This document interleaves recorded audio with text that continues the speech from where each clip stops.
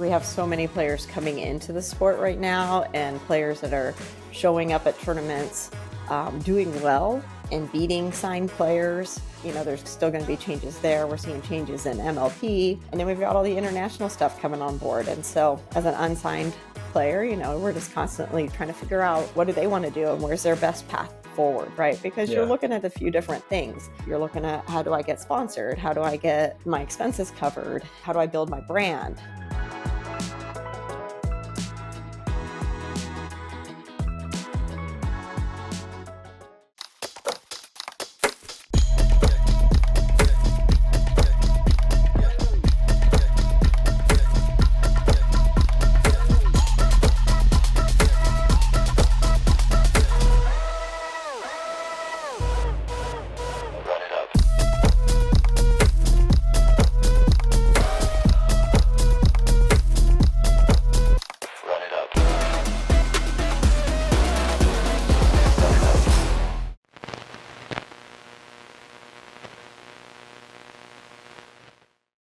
Susannah Barr, welcome to the Behind the Paddle podcast. How are you?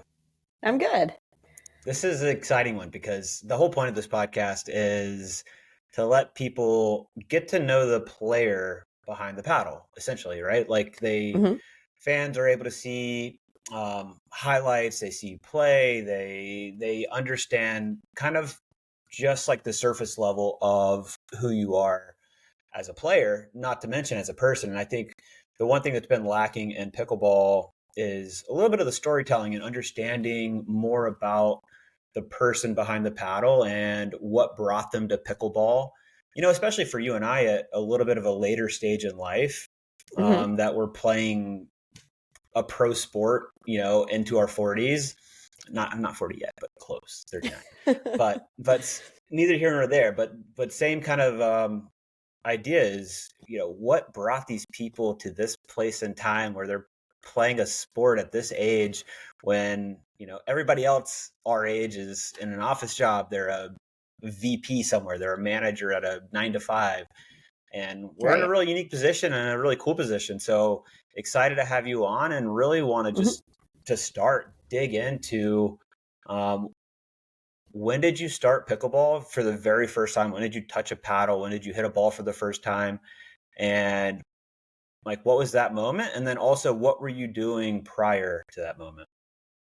Yeah, so I started playing in 2018. I actually bought some cheap Selkirk paddles off Amazon for my birthday. And I honestly, like, people ask me, like, what got you into it? And I never have a really good answer. Like, I just heard about it somehow and thought it sounded like fun and was just kind of looking for something to do. So like, I didn't know anybody who played. I had never really seen it. But I did play tennis, and I had started playing some USTA tennis, and then I hurt my elbow moving furniture. It was not tennis elbow. It was of a torn tendon from moving furniture at my mom's house, unfortunately, and it pretty much stopped me playing tennis as an adult. And I had moved to Boise, and I thought, oh, I'm going to try tennis again. And pretty much within the first hour, I was like, nope, I can't do that. Just because of the pain, you're feeling it still? Yeah. And so I thought, well, I'll give this pickleball thing a try instead. So I bought some cheap paddles, and my son was 10 at the time. And so we just showed up on a cold February morning. I think it was snowing outside at the local YMCA. So I didn't know anybody. We watched a video on how to play, how to keep score. Yeah. And then went into the gym and played. Love it. So yeah, I don't know, like, it's a weird story. It's like not that exciting, I guess, because I just was kind of like, I was just trying to stay active and find something to do. For a hobby, right? I had just moved back to Boise, and so I really didn't like know that many people yet. And so yeah, I thought it'd be fun to do. And it didn't hurt your elbow when you were playing pickleball? No, that's the surprising thing. Not really. I mean, every once in a while, like, if I hit a ball really funny, and certain paddles have irritated it more than other ones. but no, it really doesn't hurt. I wear a brace. Everybody comments on it, but it's really just preventative. I don't want to risk it. But no, yeah, nothing like tennis. And the few times I've gone out, even while I played pickleball and hit a tennis racket, it's like it's so much heavier in the vibration for whatever reason. So, but I mean, I've never looked back. I mean, I love pickleball, so it's great. And I think I would argue that it is kind of a unique story because in 2018, I mean, there weren't that many people playing. Obviously, there's a little bit going on, but it wasn't like 2020 COVID where everybody started taking notice of it. This was pre that, and by playing at a Y, I'm assuming on hardwood floors in Boise when it's cold. Yeah, so. That is like anybody that starts on hardwood floors. That's what I appreciate, and that was that was like a little bit of a different era. So to be able to find it then and just look at it as like, hey, I'm just going to have something fun to do with my son and go to the Y and try this sport, and then for it to turn into what it's turned into is pretty cool. What were you doing? I mean, definitely got to see a lot. Yeah. What were you doing prior? Were you so at the time that I started playing pickleball? I was an adjunct professor. So I was teaching English, mostly English as a second language, to adult refugees and immigrants. And then I was also homeschooling Porter at the time. So and this is in Boise? Full-time in Boise. And then we had just moved to Boise from Seattle. Got it. So I'd been doing that in Seattle as well. So yeah, I was full-time mom and part-time college professor. And so definitely a change. I've done a few different things. I've been teaching at the college level for I did it total for about 10 years. English as a second language was my interest. I love meeting people from other countries and hearing their stories and just helping them get a better footing in their new life in the United States. I found it, it's something I still want to go back to, even if I do it on a volunteer level. I just find it super rewarding, and you just meet some incredible people. So that's what my master's degree was in. And prior to that, I was in the Army. So I did that for 5 years as well. Yeah. Got it. When did you go into the Army? What age were you? I was 23. I was 23. So I'd already graduated from college, and I would love to say I went in unselfishly, but I went in to get my college loans paid off and to learn a skill that I wanted, which was to speak Arabic. And so I actually signed up on September 10th, 2001 as an Arabic linguist. So woke up the next morning and things changed quite a bit. So I think I always say, I kind of half jokingly, that I was the last person to enlist in peace times. Yeah, that's unbelievable. What made you want to learn Arabic? Yeah, I mean, I just kind of like find these things and go with it, kind of like pickleball. Like, I don't know. I don't know where it came from. I heard about it and thought it was interesting. Yeah, a little bit. I kind of do live that way a little bit. But no, I just was always interested in the Middle East. And my undergrad, I studied anthropology and religious studies, and I mean, kind of along the same lines of just, interested in people from other places and traveling. And so I thought the Arabic language was pretty interesting, and I'd met a few people from the Middle East. And so after I graduated from undergrad, I actually worked for like 2 years in corporate offices and realized very quickly that was not for me. I was like, no, I can't do the 8 to 5 at a desk. So I was going to go back to school at that stage, and went to Middlebury College in Vermont for their summer language program. They have a really great language program and for Arabic, and just more out of like, I just wanted to try do something different. I was planning to go back and get my PhD. And while I was there, I just met a lot of people who were working for the government in different organizations, and they all encouraged going through the military as one of the best options to pursue language skills and kind of see at that time thinking, well, maybe I'd want to do government work. You're just kind of, whatever. I was 23 and not for sure what I wanted to do. And so that's kind of where that all came from. And then when I found out that the joining the military would pay off all my student loans, I thought, okay, that's a pretty good deal as well. Yeah. Yeah. I thought I never pursued it, but I always thought it's such a good route, even like in the route of, because I have always loved airplanes from being a kid. Like I always thought about being a pilot. I looked at going to Embry-Riddle out of high school, talked to the tennis coach there. So that was always kind of like a interesting path that I was considering. And I looked at the same thing, like even going into like the Air Force or something like that post college. It's one, you get you get all of that flight training, which is incredibly expensive. You get it for free, and it's the best training in the world. So I think there's lots of routes like that where you basically, I mean, you get paid to learn it. I mean, obviously there's a sacrifice of being in armed forces, but yeah. I mean, there's obviously, I mean, it's kind of like pickleball, right? Like there's a risk and a reward to a lot of the things that you do. And so joining the military, obviously there's a risk, and there was a big risk for me as far as potential deployments and dealing with everything going on after 9/11. But there was also a lot of rewards as well. And I think that's just a lot of life, right? And yeah. I mean, it's still that way with pickleball today, right? Obviously, it's that way on the court when you're, deciding to speed up that low ball. There's a risk and a reward.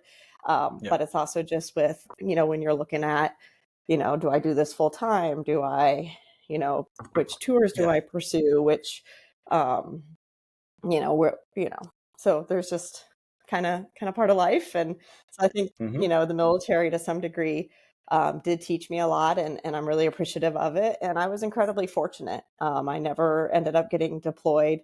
I did go to North Africa, but I never had to go to Afghanistan or Iraq. And, as an Arabic linguist, that was pretty unusual. And so I'm really pretty appreciative of my time in the military. I was able to get my master's degree while I was in.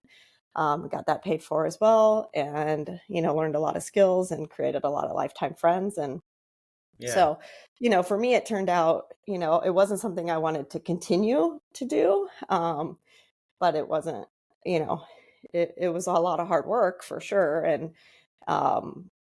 but I benefited a lot from it, so it's not something I would ever go back and change. What was your role in being the linguist? Like, were you doing a lot of translations, that kind of thing? Yeah, so I was what you would call a interpreter, or not an interpreter, an interceptor. So I wouldn't necessarily be doing interpreting with like people on the ground, but more just kind of listening in. Got it. Listening into different conversations and things like that, and then having to translate them and send reports and things. So and raise your hand if you hear anything funny. Exactly. yeah. Got it.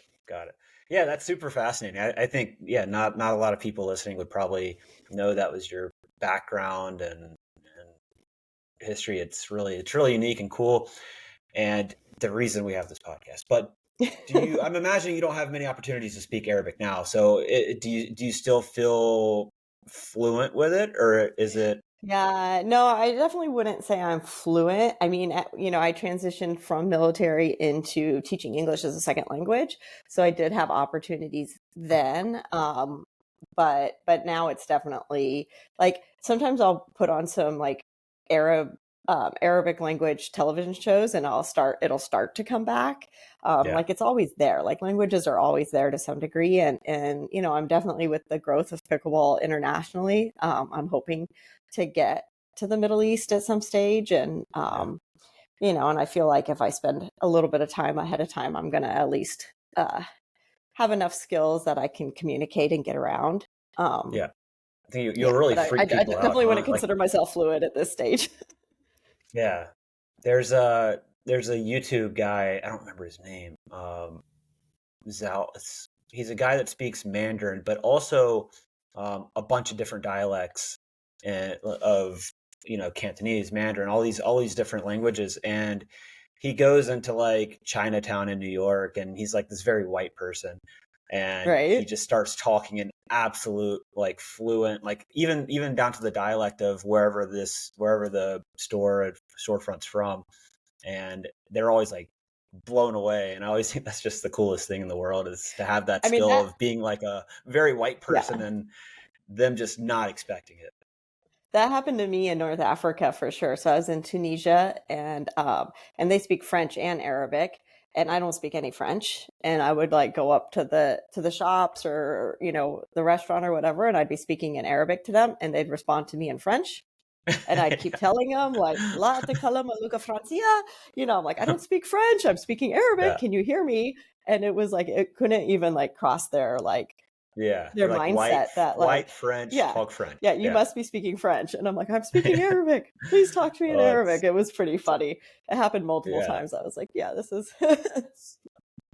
Are there any yeah. situations like in present day where you're able to pull out some Arabic and kind of people are like, whoa? I mean, every once in a while, like I'll hear Like people at a restaurant speaking, or and I'll something? kind of, Okay. yeah, I'll try to listen in, or like at a restaurant. Yeah, I mean, if I meet people, I'll try to greet them or talk to them, and it's kind of Yeah. fun. It's just, I mean, it's still something I enjoy. Like, I think the language itself is really a fascinating language, and the culture is fascinating, and um, so yeah, I've not been like turned off from my interest in that at all. But now I've got to learn Spanish, because I feel like I keep going to all these Spanish speaking countries, and Yeah. so that's my current Nice. What are you current using interest. to learn? Just Duolingo, nothing. Yeah. Your Yeah. daily But Spanish, do you feel yeah. like those online programs are, I mean, I know they've gotten much, much better. Do you feel like they're pretty solid in terms of actually learning languages? And I guess I mean, mhm, I was just gonna say, from your experience of learning a different language, obviously the best way to do it's to be immersed in the language, right? mhm, Where you don't really have any right, option other than all you do is hear Arabic, everybody's speaking Arabic, it right. forces you to learn it. Mhm. Do you feel like you can get enough of a baseline on these like online programs without the immersion?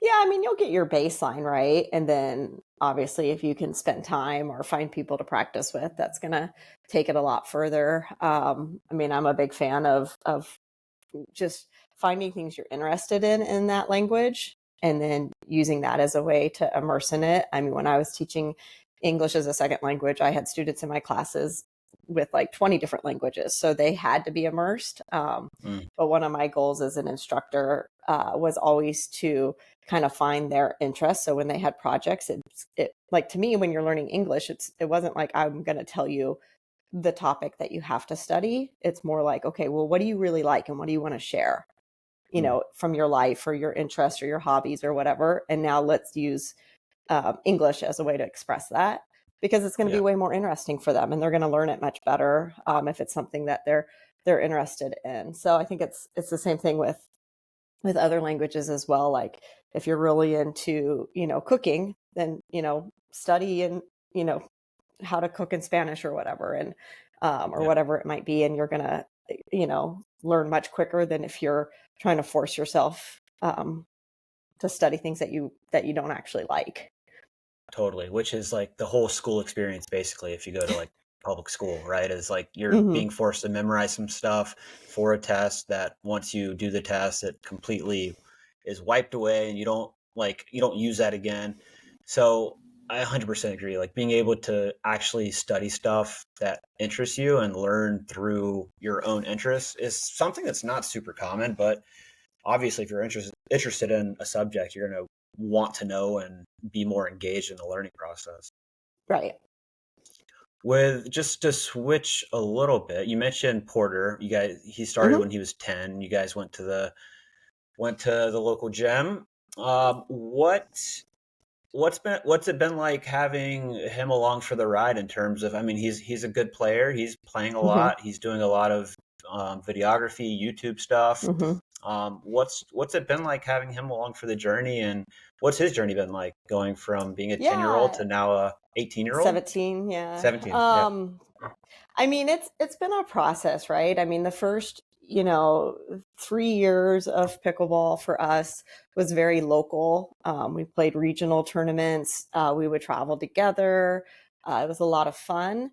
And then as, my career started to take off, I mean, I do think it's one of the challenges that like parents have in general. Like, I think it was definitely a unique experience, and it's not all positive, right? There's negatives as well in the fact of like the parent kind of finding their professional career, right? Whereas you're Yeah. thinking more the teenager should be the one who's, uh, you know, going places with the sport.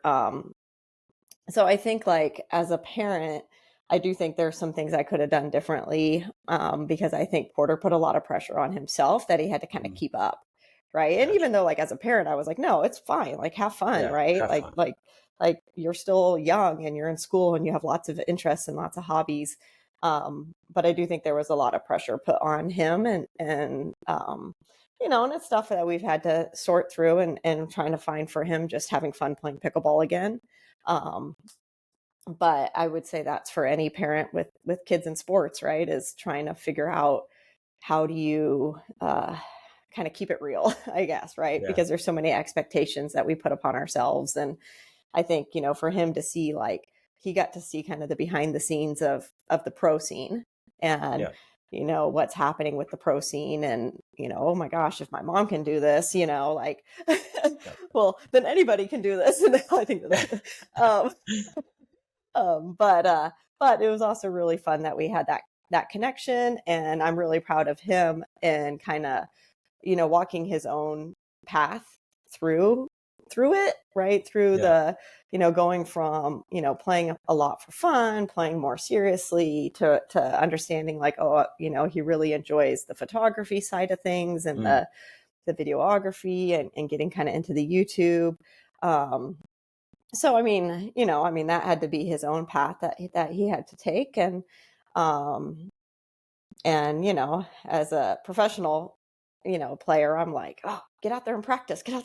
yeah. But it's not for everybody, and um so I'm kind of it's been it's just teenage years, right? He had to go through Mm, uh growing up with changes, in our dynamic as I got more serious into being a pro player. And but I think it's been great as well. And he just graduated from both high school and his associate's degree at oh wow. 17, and he's looking to go to college as a junior in January. um, and so, it's he's had to grow up through this, and I'm sure someday we'll sit down and look back and kind of rehash what the whole experience was. But I always love it when he can come to tournaments, and he's made so many great friends and connections, and people are always Yeah. asking me how he's doing. And but the reality is, as he got older and school got more important, and other things like that, he can't come to all the tournaments anymore. and Yeah. and so um Yeah. I mean, so he could have his bachelor's by the time he's 20. yeah. Hmm. That is wild. Yeah, he kind of did kind of that quick route. We homeschooled pretty much his Yeah. whole life, and so he was always a little bit ahead in that area. And then, Yeah. it's just with the way schools are set up these days, like you can do usually community college as a high schooler, and Sure. so it's just so much cheaper Yeah, totally. To have the to get associates already is huge. right to get 2 years down. And it doesn't matter. Yeah. Like nobody looks at where you went your first 2 years, right? It's like where Right, you exactly, graduated from. exactly. Yep. So So, but yeah, no, he's still really into photography. He produces my YouTube channel and my podcast. Even though we're pretty slow on it because I'm not home all that often right now. yeah, But yeah, he does great photos, and so I just think it's like everything else we've talked about. it's a process, right? It's a life process of figuring out, okay, I'm into this one thing and now something else has come along, and you know, what route do I want to take? And I hope, you know, I guess as a pickleball player, like I hope when he goes to college in January that maybe he joins the pickleball club there. And I think that'll, you know, I do think it was tough for him when we came in to pickleball because there weren't very many young people playing. And so, and still in Boise, there aren't that many young people playing. There's a few more now, but it still hasn't quite hit the youth there. And so I think I think for the kids coming into pickleball now, it's much easier because there's so many more kids to play with. And the reality is they want to play with kids. Like they don't want to be out there playing with 30, 40-year-olds. He doesn't want to be on court with mom and her friends. Right. He wants to play with, you know, just like any other sport with people his own age. So I think like that was a little bit of a challenge that, you know, that we had to deal with, was like, he's really good at this sport. He really likes it. He wants to be involved in it, but it's not always fun because there weren't people his age to hang out with and play with. And so that's shifted. So, I mean, I think, you know, now when the kids come in, they have so many opportunities. And so I hope, like I said, I hope when he goes to college, if he wants to, maybe he'll join like the college team, and then he can, they'll be like, who are you? Where did you come from? And now you're on this college team. Is he going to school is he going to go to school in Boise, or is he going where? No, he's going to Appalachian State in North Carolina. To Boone. Yeah. Wow. So I went to UNC. I went to UNC Asheville. I mean, tough time for Boone and Asheville right now. Absolutely devastating. Like what's happened. It's crazy. I just look at pictures of like places I used to go and hang out in college, and it's just it's a river, and it's just the roads are wiped out. It's so bad. But that's really cool. That's like it makes it even more sad. That's like probably my favorite part of the country is the Blue Ridge Mountains, the Smoky Mountains over there. I love it over there. So that's cool that he's going away. Excited. I mean, he's gonna have a really fun experience, kind of doing his own thing. What made him choose Boone? He's very independent. So I mean, he just has friends, actually pickleball friends. Like, so, you know, some of the few kids that were playing when he played more seriously. One of them, I think one of the girls, I think they won nationals together. Anyways, they live in North Carolina, and so he went to visit them this summer.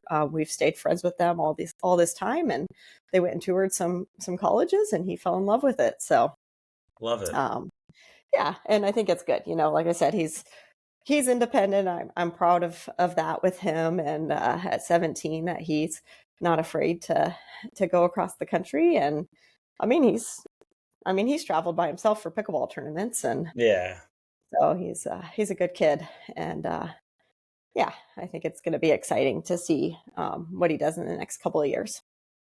Yeah, agree. I think the more you could be independent at that age and go kind of explore and travel on your own, which might be tough for the parents sometimes, but you know, it sounds like you've done some independent traveling already, but it's just such a unique experience being able to live somewhere else in your college years and kind of being forced to meet people and be on your own and be self-sufficient.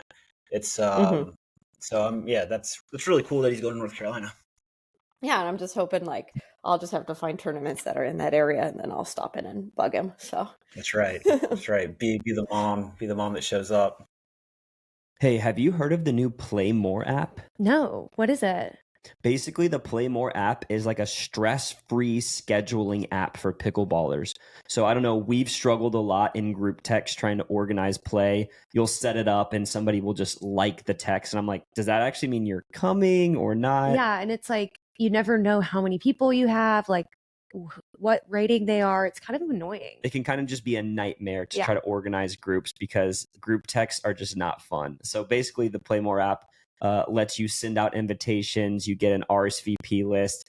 If somebody doesn't show, there's a wait list that will actually like put somebody right into. No way. Yeah, it's really cool. Dang, that's awesome. What's it called? It's called the Play More app. So you should download it at the App Store, or you can go to getplaymore.com if you want to look at it online. Yeah, and I think that's one of the unique aspects of pickleball is that, a 10-year-old can come in with his mom and start playing a sport and they can play it together and play tournaments together. Like that's so unique to our sport. So very cool. What are your thoughts on, shifting into more pickleball focus? Mm-hmm.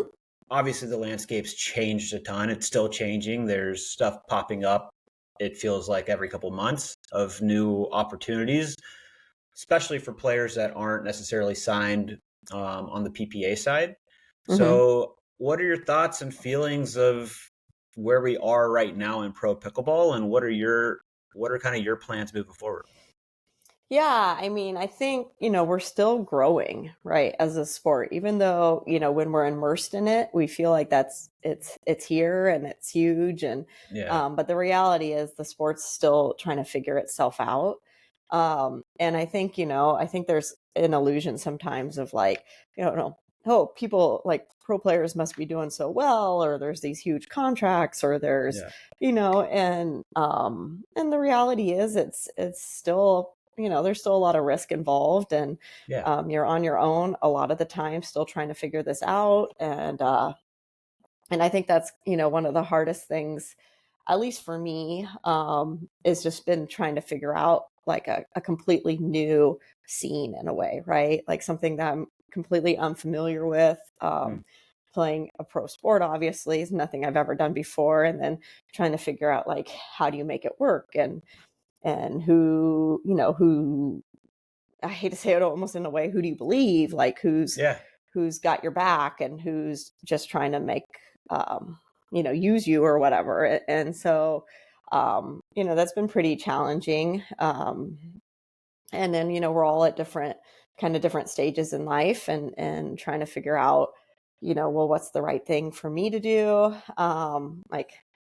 People obviously ask all the time, like, well, when are you going to stop, competing and playing? And I'm like, well, as long as I'm still medaling, I don't see why I would need to stop. hundred Um, percent.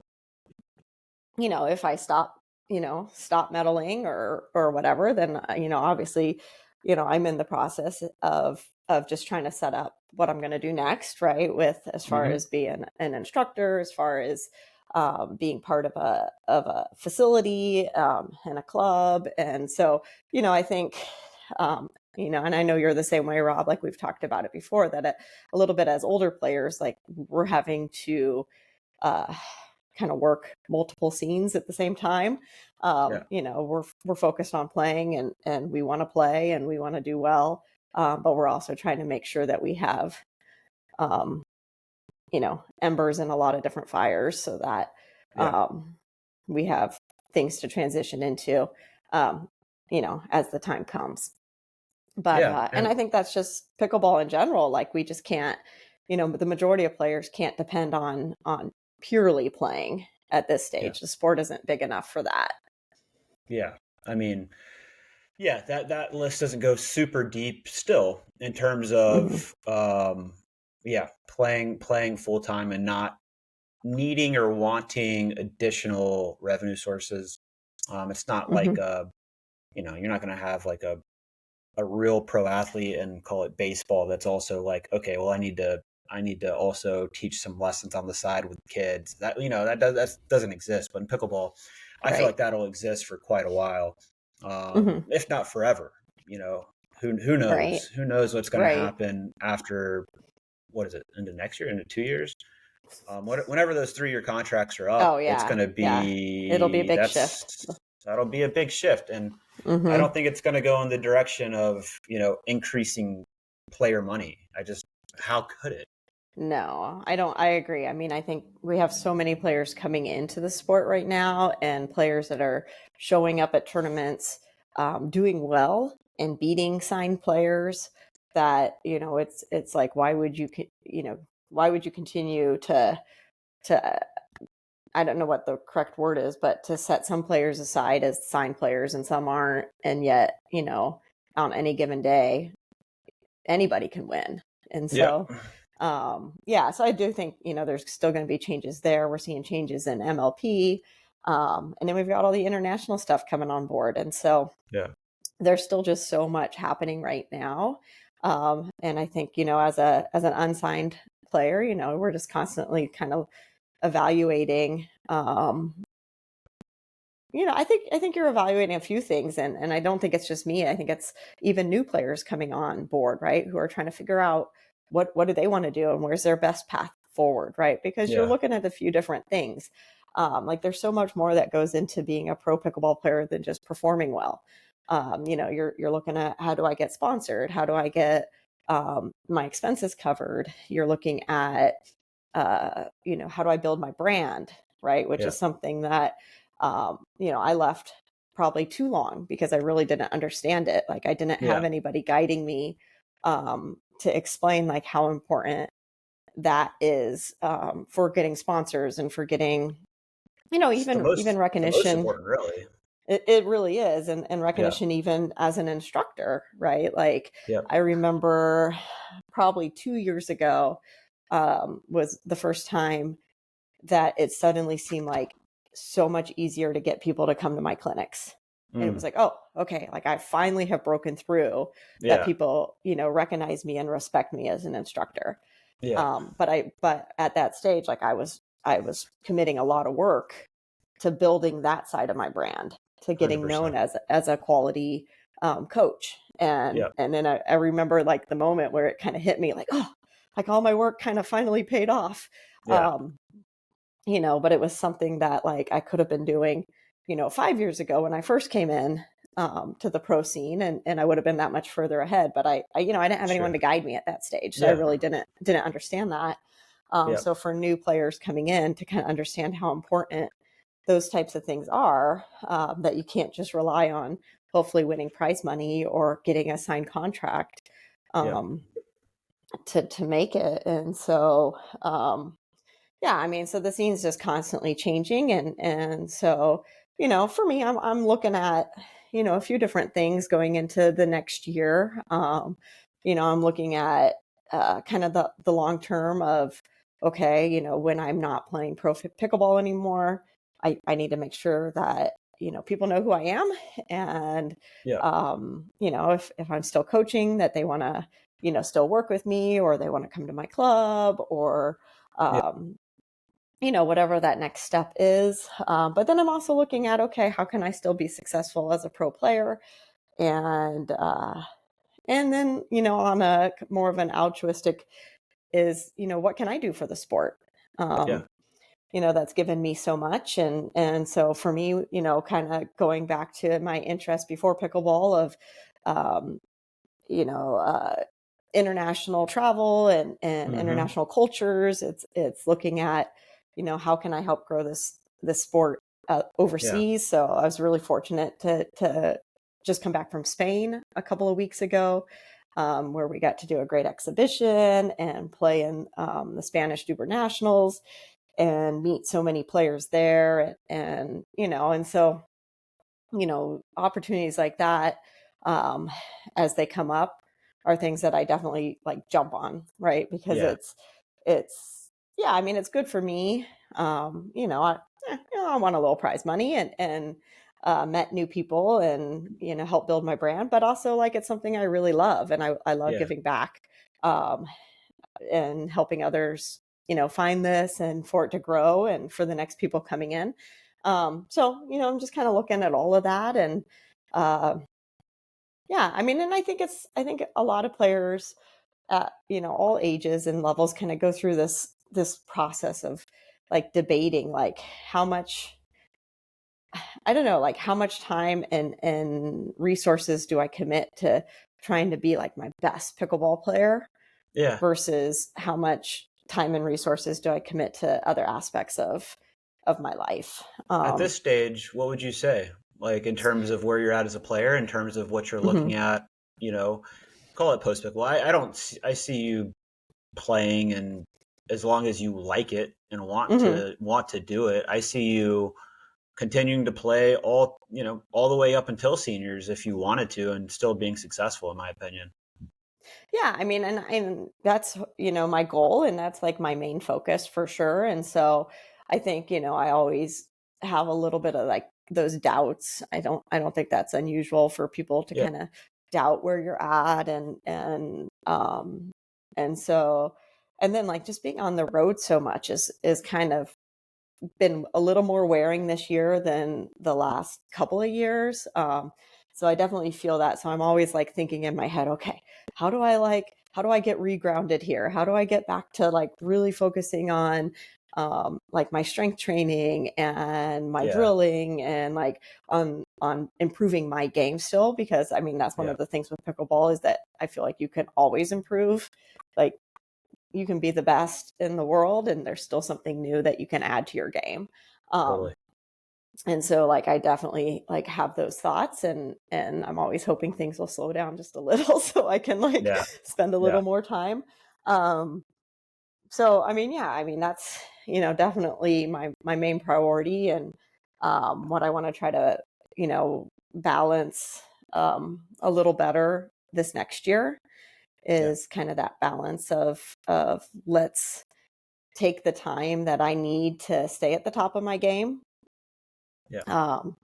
Because I feel like if I don't put in the work, then, you know, I am going to lose that edge quicker. People are getting better. People are practicing. When I think about this, like people are out there playing right now, and I feel like I have a lot of reps under my belt, but at the same time,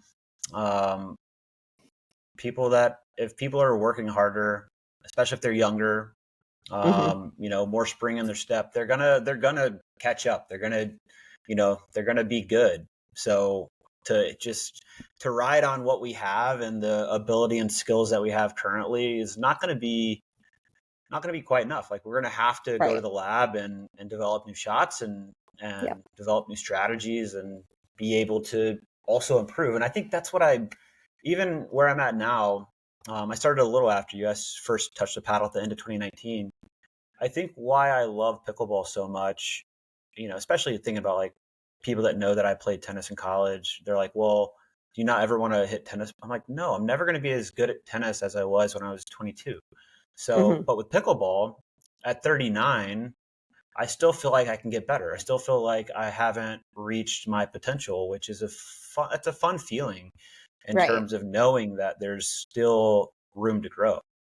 Yeah, no, I think that's one of the biggest appeals of pickleball to us as pro players, but even to amateurs, is that, I mean, that's the reason, like, we'll have a horrible game and we'll be like, I never want to play again. And then the very next day we're itching to go back out and try to like figure out what we did wrong, or how do we improve that, or how do we fix it?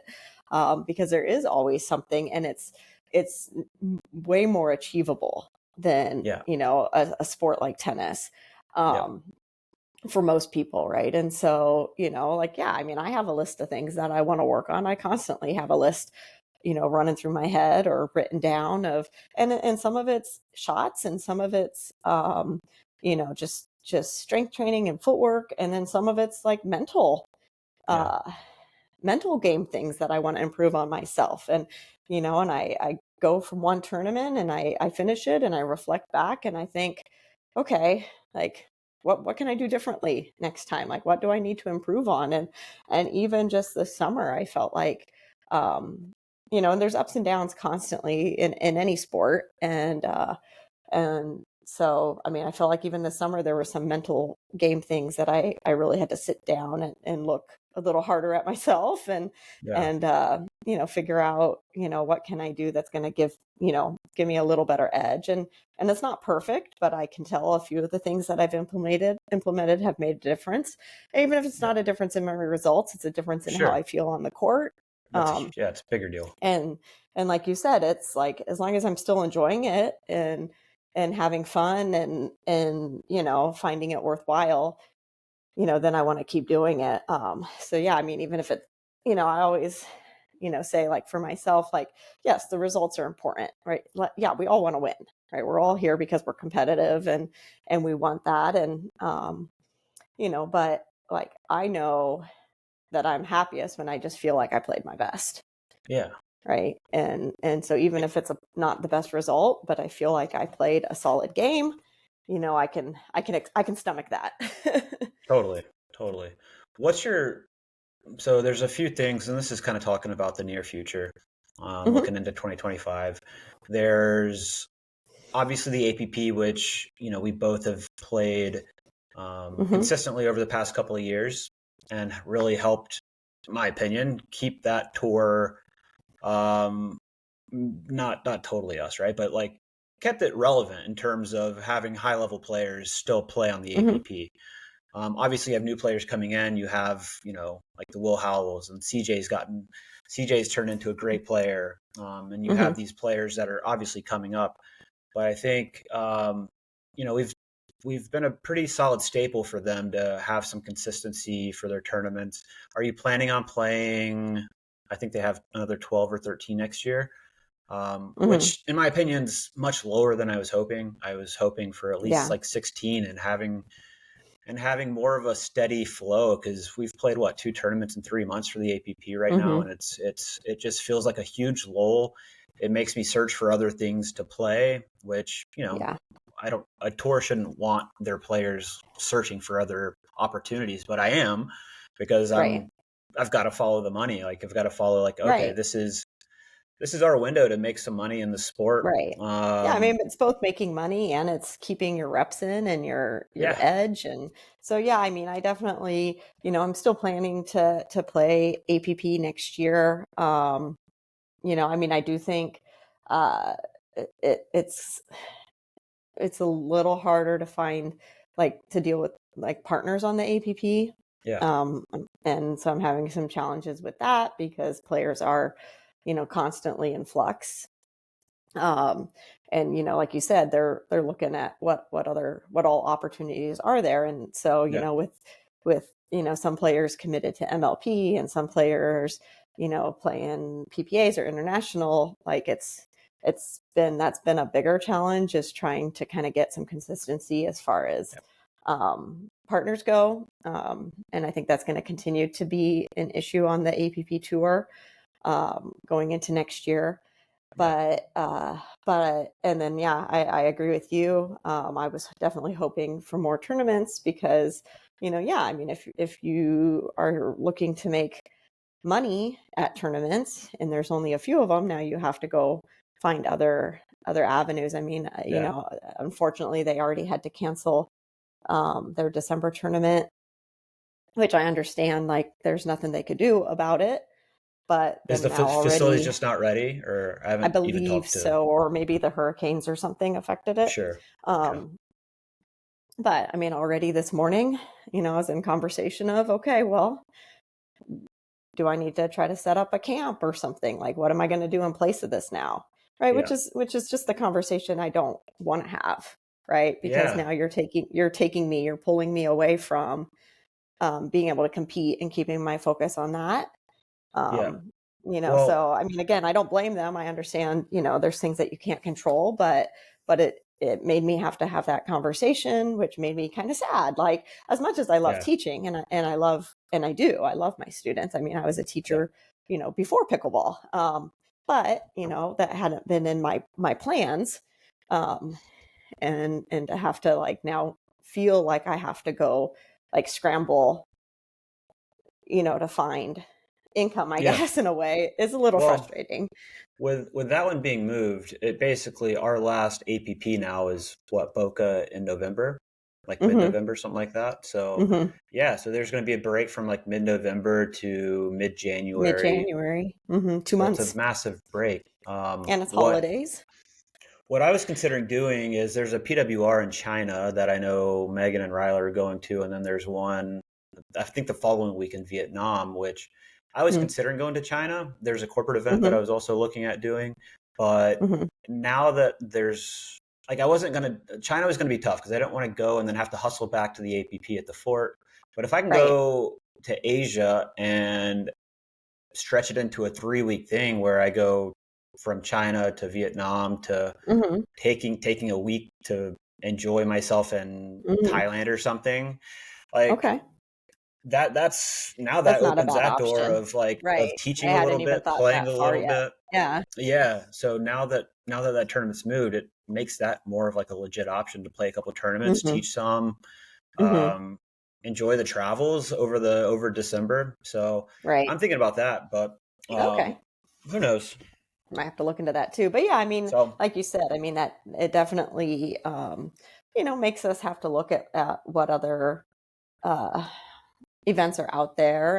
yeah, I mean, and that was part of like going to Spain. Obviously I wanted to because it's a place I'd never been to, and I went with great friends and amazing people. But it was tiring to turn right around and travel across across the of Atlantic course. again. But you're looking. We're kind of looking for those opportunities, and That's um, the unique thing is yeah, I mean, it's on the fly of, okay, this tournament's gone, so we got to figure out now what's our plan 2 months from now, or if it's China. mhm, I lived in Beijing for a little bit, for about 6 months, when I was 20.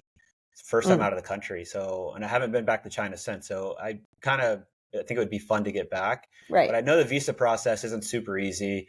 Okay. And so it's like that though. It's like, this tournament's canceled now. So now we're scrambling. Do we do this? Do we get a visa? And Hmm. I'm doing it without, I've never had an agent. I've kind of Right. managed and navigated all of that solo, just because I feel like I've had the time, and I don't think necessarily that an agent would be able to garner enough value for me to, you know, earn the 20% based on what I can just do for myself. And Hmm. maybe that's silly. Maybe I should just hand it off so I'm not thinking about it. But I enjoy it. Like, I enjoy kind of Hmm. the looking at opportunities, and rather than having Hmm. somebody just come to me and say this, and this. Right. Um, No, I agree. I mean, that's the nice thing with having that flexibility is I've had some amazing experiences through pickleball that I wouldn't have been able to do if I was contracted. yeah. And so, I mean, I went to like West Virginia in July. I met the director at the airport in Seattle coming back from India. So just a random, he recognized Yeah. me, and just a random connection. We stayed in touch, Susanna, and you're it turned it. famous. I know, right? Right. It's so weird. And then it just turned out that that weekend I was available because we had a pretty big lull in tournaments over the summer, and I was like, you know what? Okay, I'll go to West Virginia, right? Yeah. And had no idea what to expect. It's beautiful. You It's a know, beautiful state. honestly, it was really beautiful, and they treated us so well, and was able to bring in some other pro players to help build their tournament some, and walked away with a pretty decent paycheck and made some Love it. awesome friends. That's And what it's so, all about. already that one's, on my list that if I can make it, I'll be back again next summer. Love Um, it. so there are those opportunities out there. But I think that's probably one of the things that, people don't realize going into looking at pro pickleball players is how much we're constantly like balancing and, Yeah. and Also the partner and thing, you're looking right. and Trying to Mhm. trying to manage the logistics of partners for tournaments. If you don't have a set partner for the year, like, I'm scrambling right now for Newport, uh, from my own doing. I've just been doing other Mhm. stuff, and I haven't. But I have to find a men's partner for Newport, which is in like 3 weeks here, and Mhm. because I'm playing with Jack, but Jack's playing MLP that weekend. Yep. So, and the other people I've asked to play are also playing MLP. And Yep. then, so it's a real thing, trying to juggle partners and manage Yeah, that and manage manage it all. schedules. Yeah. And I wish, like, and we don't a lot of times get to know our schedule very far in advance. And so Nope. I know, we're all going, what does next year look like? What's next year look like? Yeah. Can you give us anything? Give us some information so we can start to plan things out.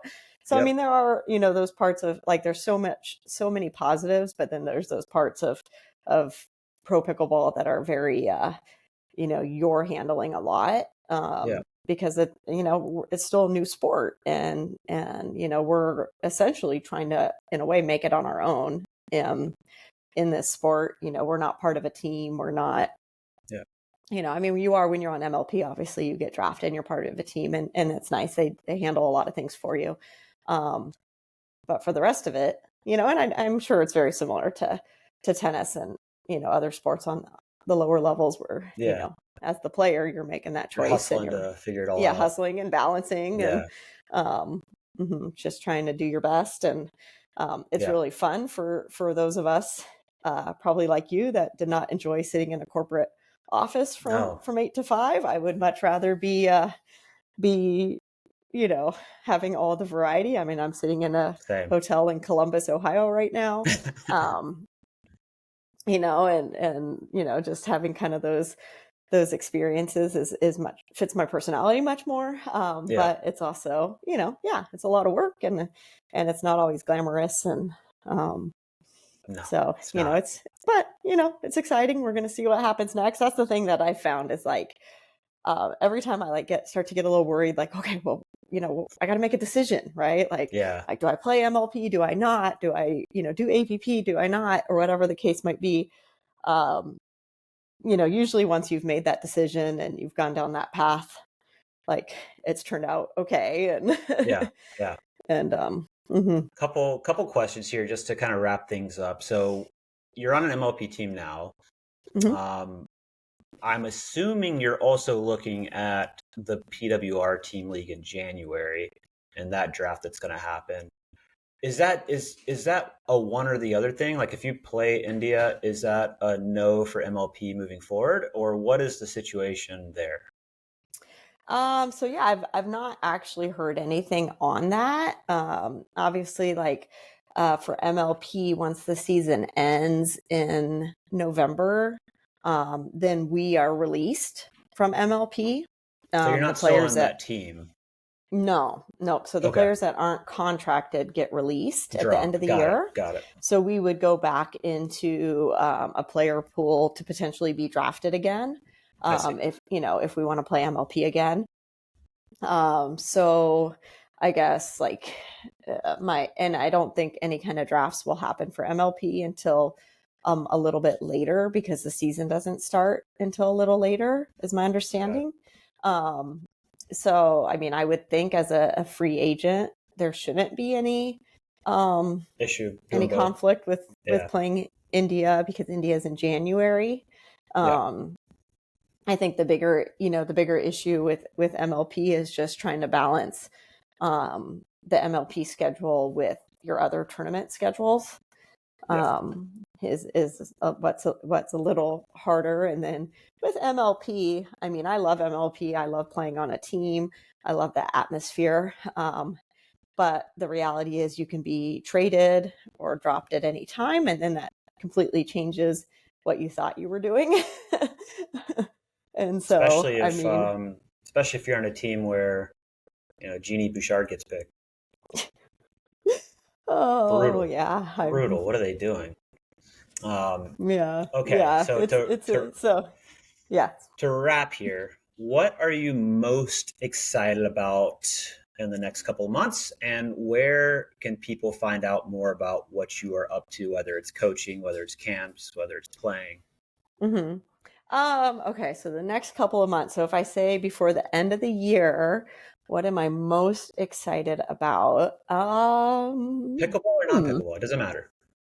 Yeah, that's a good question. I do have a few cool locations that I'm going to. So I am going down with Dominic Catalano, and I are going down to Tres Palapas in Mexico to teach some camps in December. So right around always wanted to go there. Christmas in Mexico. So I'm kind of excited about that. And, we're just going to stay. We're hoping some friends of ours are going to come down too and actually have a real vacation that I've not had in a long time. Like with no pickleball. Yeah, after the camps. We got to teach the camps first. But gotta have a little pickleball. So I'm excited for that. Cool. And then I'm also just excited for, we haven't really talked about it, but I'm one of the co-founders of a 18-court indoor club in Boise called the Flying Pickle. And so I'm excited just for some of the things that we have coming online for that. We've got our first major tournament, $17,000 prize money. Awesome. And so I was able to talk some pros into coming and playing it.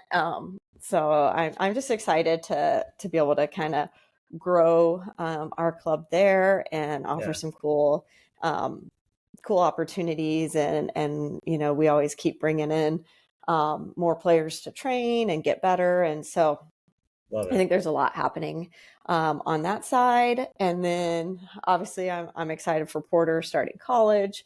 Yeah, so I think there's a lot of great things coming down in the next couple of months, and just seeing how some tournaments go.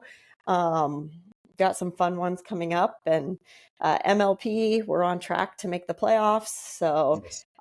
definitely excited for my team to hopefully surprise some people. And yeah, Love it. and Love then it. People more wanna, information you can. people want to So follow you. Where can yeah, I they? mean, Where they? so definitely on Instagram is probably the easiest place. That's the social media that I use the most. Susannah Barr, period, PB, I believe. I do have a YouTube channel and a podcast, the Pickleball Academy. We want to keep it more updated. The podcast is called High Performance Pickleball. But we just haven't, we're just not super consistent on it because we're just kind of ground roots doing it on our own at this stage. Takes, especially like when you're doing instructional stuff like that, where you want to have graphics and video. That's a tough one to roll out. Right. But I recommend if you're interested to listen, go back through our podcast, because it's me. It's a high level coach who's taught like pro tennis players at like the Australian Open, and then also my sports performance coach. And so we really focus really on just how to improve your pickleball game. So we don't Love do it. a lot of the drama, even though that gets a lot of views. But also what gets a lot of views, Susannah, is tips on pickleball. Honestly, probably the Tips most. on It's what pickleball does people very love well. the most. Yes. Wild. Yes. Not wild. That's 100%. all So people yeah, care about. if you follow my Instagram, you're going to see a lot of training videos, a lot of drills. I put out a lot of drills as a instructor and as an educator. That's probably was my favorite part of teaching back when I taught at the college level, and now as a pickleball coach, is getting to be creative. So if you didn't get that idea yet, as I was talking about like teaching English, how I'm always coming up with creative ways for them to use the language, I like to do the same thing on the court, and so you're going to find a lot of different drill ideas. So make sure to follow me, and thanks for having me on, Rob. Oh, it was a blast. It was very, very cool to get to know some of your backstory and what led you to pickleball. And this will come out, and I'll keep you posted when it does, so you can share it with with your audience. So thanks so much, Susannah. Sounds good. Thank you.